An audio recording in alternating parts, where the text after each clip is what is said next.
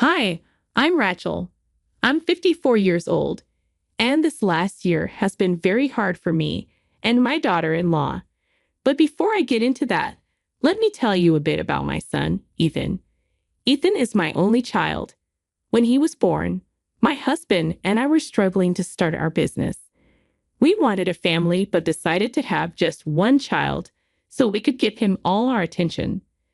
We worked hard all day to provide for Ethan, and when we came home, we spent all our time with him. It was tiring at first, but seeing Ethan happy made it worth it. As Ethan grew up, he became a smart and handsome young man. Even when he went to college, he still spent a lot of time with us.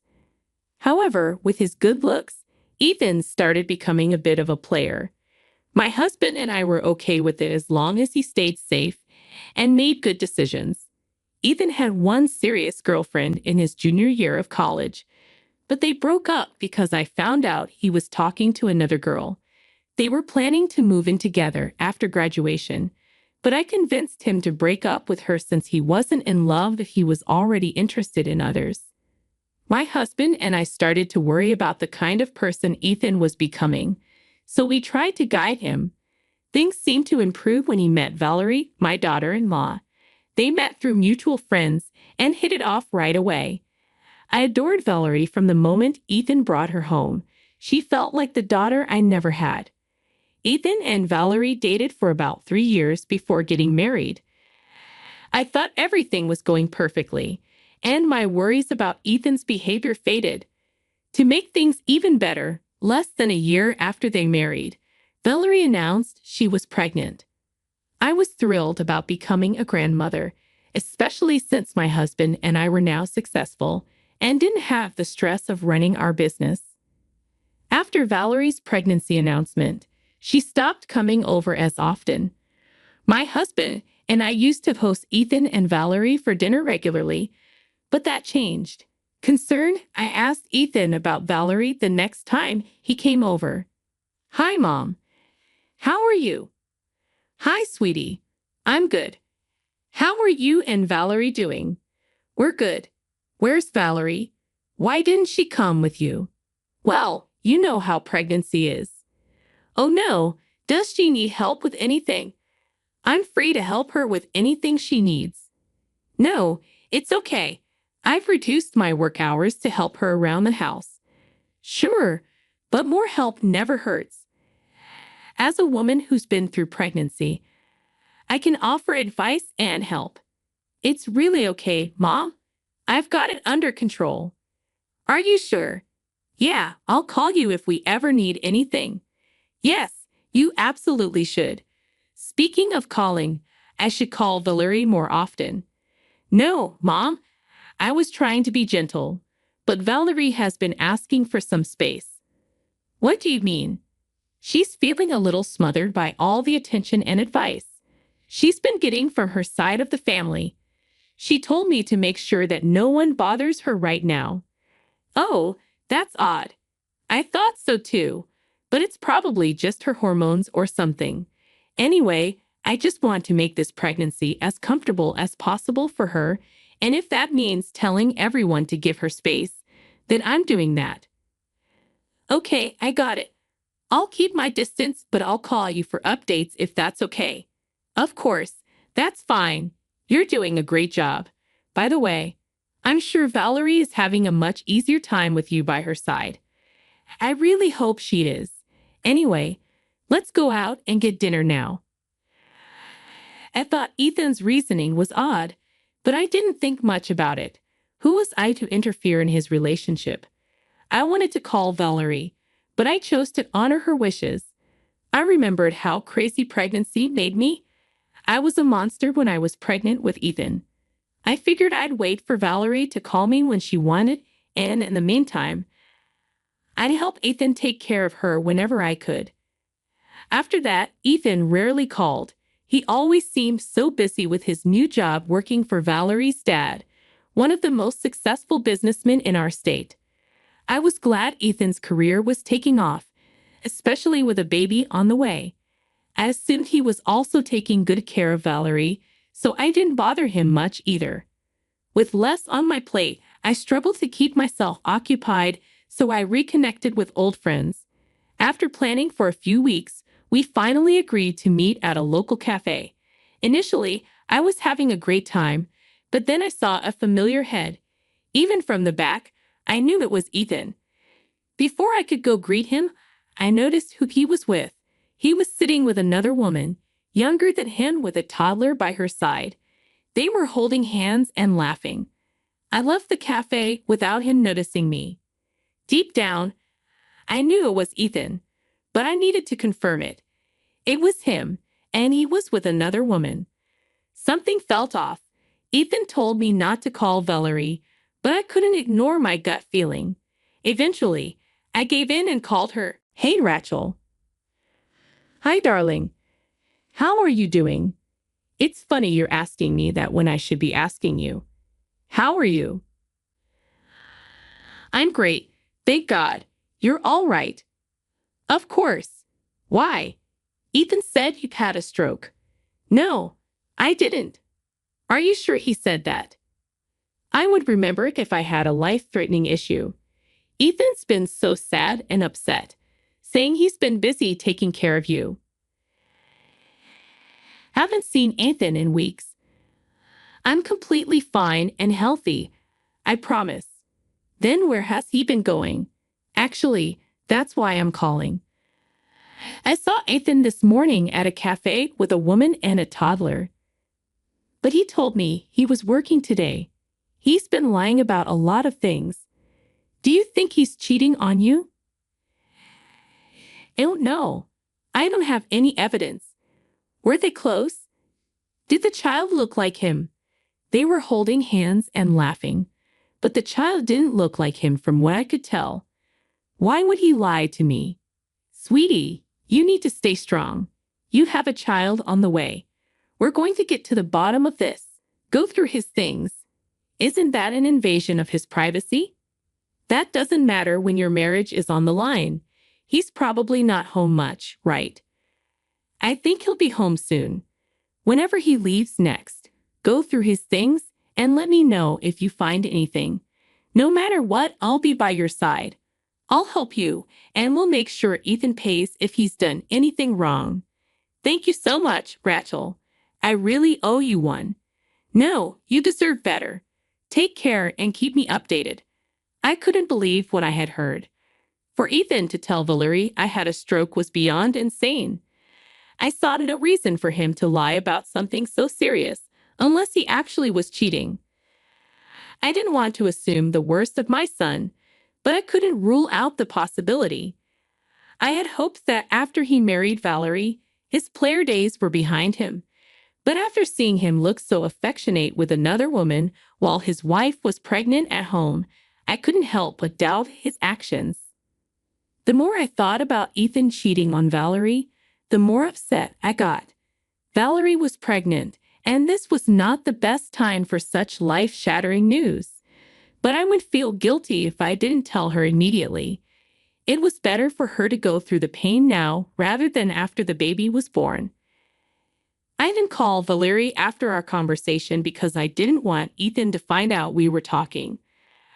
I waited patiently for her call, even though it was eating me up inside. Finally, she called me 2 days later. She sounded like she had been crying for a long time. Her voice was raw. Hey, Rachel. Are you free? I hope I'm not bothering you. Oh my gosh, are you okay? Of course I'm free, and you could never be a bother. What's going on? I looked through Ethan's phone and found out so much. Oh no, what did you find out? I found him texting multiple women. Oh, sweetie, that's not even the worst part. It turns out the woman he's been visiting for months is pregnant with his child. I feel so disgusted. I can't imagine how you must feel. But you need to channel all these negative feelings into teaching him a lesson. Yeah, but can I ask you something? Of course, sweetie. Do you think I'm ugly? Do you think there was something I could have done to make sure Ethan remained faithful?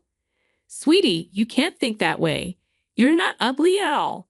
The first time I saw you, I thought my son must have done something incredible to be with you. You are not responsible for his actions. You don't have to fight to keep your husband faithful. That was his duty the second he vowed to be by your side forever. You're right. I guess my pregnant brain is making me feel like I did something wrong. And we can't let your pregnancy brain take over now. We're going to get even with Ethan for hurting you this way. Are you sure you want to go against your son? No son of mine would ever lie to and cheat on his wife. This is about teaching him a much-deserved lesson. All right, let's do this. Shall I come over tomorrow when Ethan is out of the house again? Yes. Take care until then. If you want to stay here for the night, that's okay too. No, I'd much rather surprise Ethan. I don't want him to know we're onto his lies. All right, I'll meet you tomorrow. After the call, I didn't know how to feel. I had so many emotions swirling inside me. I wanted to yell at Ethan for his disgusting behavior, but I also wanted to cry with Valerie for the love she lost. One thing was certain. I knew at that moment I no longer had a son. My husband was also very upset by what Ethan had done and called Valerie to apologize. Valerie was surprisingly kind-hearted about it, which only made me angrier at Ethan. How could he throw away a 4-year relationship with the kindest, most caring woman on the planet, especially when she was pregnant with his child? I wanted nothing more than to call Ethan and yell at him for being a jerk, but I knew better. He needed to learn a lesson, and I was determined to make sure he did. After barely getting any sleep, I went to Valerie's place the next morning. Her eyes were red and puffy, and she looked like a mess. I hugged her tightly and asked how she was holding up. How are you holding up? Well, I've managed to stop crying, so that's where I am right now. I'm really sorry for Ethan's behavior.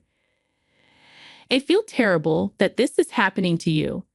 It's okay to feel bad about all of this, but you have nothing to apologize for. You're right. I just sometimes wonder if Ethan's dad and I raised him better. That's nonsense. You guys are wonderful people, and I'm sure you raised Ethan to be just like you. Ethan made his own decisions, and that is not a reflection on you two. You're absolutely right, but still, let me help you figure out how to get back at Ethan. I think I already have an idea. Oh, let me hear it. I was thinking of informing my dad about Ethan cheating on me. I'm sure with all the time he's been sleeping around, he's been slacking at work. Dad probably only lets him work there because Ethan is my husband and needs the money since I'm pregnant. That's brilliant. Your dad can fire him and you can file for a divorce. But will your dad just believe you blindly? Of course, but he won't have to blindly believe me because I have all the proof I need of Ethan's cheating. That's my girl. That's so smart of you. And what about the woman Ethan got pregnant? Does she know he's married? From what I could tell, she didn't. Then I think it's time you tell her. Confront her with all the evidence and see what she says. Do you really think that will go well? Even if it doesn't, at least the woman will be informed. And if it does go well, it will be horrific for Ethan. Either way, it's a win. You're right. I'll talk to my dad about this. Oh, and I'll ask him to make it as embarrassing, and I also think that you should go a step further and expose Ethan to everyone in the family. I'll help, of course. We'll make sure that no one will help him out. Do you think that's overkill? No, he is not allowed to cheat on his wife, lie to her and me, and then get away with it. This is a harsh lesson he needs to learn. All right, then thank you so much for helping me out. You have no idea how much this means to me. Of course, you're like the daughter I never had, and I have to help you out in any way that I can. And if you need help with literally anything, feel free to reach out to me. I definitely will. The events that unfolded after that were nothing short of amazing. Valerie talked to her dad about everything that had happened and even gave him proof of Ethan's infidelity. Needless to say, he was beyond enraged. Valerie was his only daughter, and he was fiercely protective of her. So, of course, at her request, he fired Ethan in front of the entire office. He held a staff meeting and laid into Ethan for his incompetence and lack of loyalty. Ethan was red in the face from embarrassment and probably also anger, but he could not say anything against his father-in-law out of respect. The only reason I knew of any of this was because I got in touch with Valerie's dad and apologized to him for the way Ethan treated Valerie.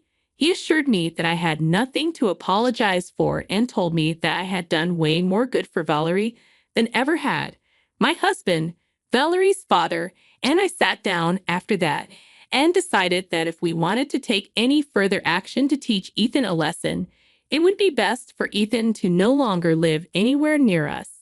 Together, we pooled all our contacts to ensure that nobody would hire Ethan. With all our reputations combined, that was a pretty easy task. Valerie also managed to reach out to Ethan's mistress, who was pregnant. She wasn't aware that Ethan was a married man and was very angry when she found out. She apologized profusely and told Valerie that she'd end her relationship with Ethan immediately, and she did. She also told Valerie that she would be fighting for full custody of their child and urged Valerie to do the same. By this point, several days had passed since Ethan got fired. Valerie lied and told him that she was staying with her parents because she couldn't take care of herself alone, which was kind of true considering how heavily pregnant she was. During the few days she was away, she also filed for a divorce. As soon as she got the divorce papers, she rushed over to my place to ask how to serve them to Ethan. However, Ethan also decided to show up at my house at that time. He saw Valerie's car in the driveway and practically stormed in through the front door in a rage. "What did you do? What on earth are you talking about, you manipulative snake? That is no way to talk to the mother of your child." "Oh, were you in on this too?" "In on what exactly?" "I don't have a job anymore." "Really? Did my dad finally fire you?" "Finally? You wanted him to fire me? Why would he want his cheating son-in-law to work with him? How did you even find out about that? I happened to see you sitting with the woman you recently impregnated at a cafe." After that, all it took was one phone call to Valerie for the truth to unravel. "So you two didn't think it was fair to approach me about it. You've had to go and tell your dad, Valerie. And you had to get me fired for it. And Mom, did you not care that I would lose my livelihood? You are a disgrace to me and your dad. You deserve nothing less than this." Do you even know how humiliating that was at today's staff meeting? "Valerie, your father yelled at me in front of everyone and then told me to get out of the office and out of your lives. Yeah, I have all your things packed. You can take them and go. You know what? I don't regret cheating on you." "Of course you don't. You're a disgusting person, and we didn't expect anything more from you." "No, you don't understand. Valerie was an absolute nightmare to deal with the second she became pregnant. She was always angry and always in pain. She snored so loud that I barely got any sleep, and she never did any of her work around the house. I would come back home from a tiring day of work to a dirty house and no food. Of course, I went to search for satisfaction elsewhere. You made me pregnant. Don't you dare forget that. You begged me to have your children even when I told you I didn't want children for another few years. And of course, I wasn't able to do much. I was in so much pain because of the pregnancy. You can't possibly blame me for that. And it's even more pathetic of you to blame Valerie's pregnancy for your incompetence as a husband. Your satisfaction should never have come first. Your first priority should have been Valerie and her well-being, something that I told you I would help you with. But you lied about doing it yourself." "I had to lie. The two of you meddled too much, and I needed a foolproof plan to make sure I got what I wanted. Well, you just did. So don't blame me for the consequences of your actions. Surely you anticipated getting caught and paying for it, right? What I did not expect was you two teaming up against me. I don't see why I need to have any sympathy for you. Just take your things and get out. This is not over. I'm going to make your lives hell. Sure, Let me see how you do that when you have no job. What do you mean? Valerie's dad, your father, and I'd have made sure to put you on a statewide blacklist for your profession. No company is going to hire you. Good luck. Is this how you treat your own son? How can you betray your son this way? You are not my son anymore. You're nobody to me or your father. We want nothing to do with you. Do us a favor and block and delete our numbers from your phone. Now get out before we call the cops on you.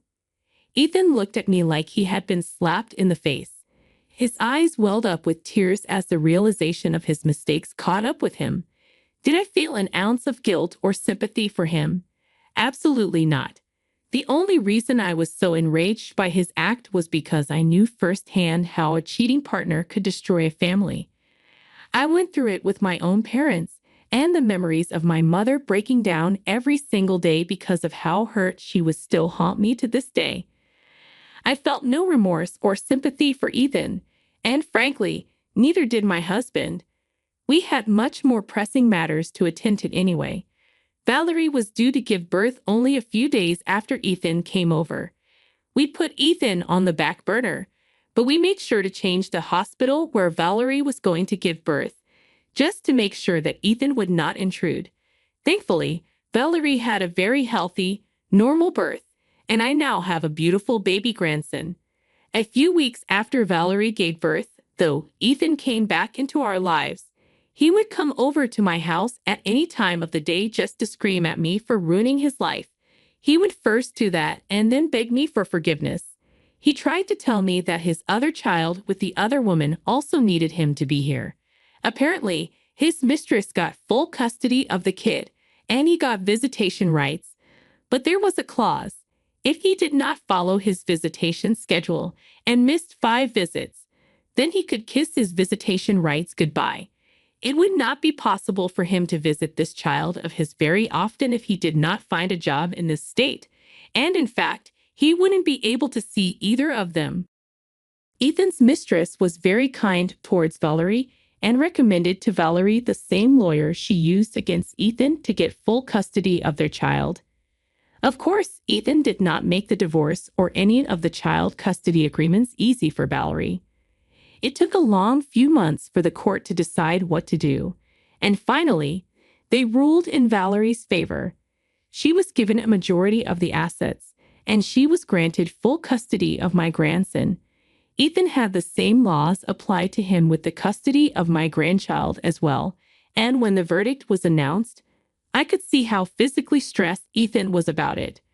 My husband and I blocked Ethan everywhere, and after we threatened to get the cops involved again, Ethan stopped coming over to our house to yell profanities at me. My husband and I focused on taking care of Valerie and our grandson. They were our number one priority. We helped cover all the costs of the divorce and have been supporting Valerie ever since she gave birth. We felt it was the only way we could make it up to her for Ethan's horrible behavior. We're nearing the 1-year anniversary of finding out that Ethan had been cheating, and I can safely say that we're all in a better place right now. Well, except for Ethan. I heard through some extended family members that Ethan moved across the country and managed to land a job, but he's still doing miserably. I would feel bad, but I simply can't bring myself to. My grandson would have had a really hard time had Ethan's ways been exposed when my grandson was able to understand what was going on. I would never have let that happen, but the thought was enraging. For now, though, I'm in a better place. I do mourn the loss of the son I thought I had, but I'm in therapy to deal with all my bizarre emotions. I have people that genuinely care for me by my side, and that's all that matters. Thank you so much for listening to my story.